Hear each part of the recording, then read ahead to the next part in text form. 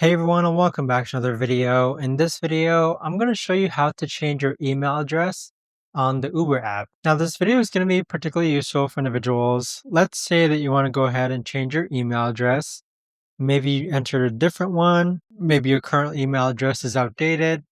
How do you actually go ahead about doing so? Now, this video is going to be short, sweet, and simple, guys. There's not going to be a lot of steps involved.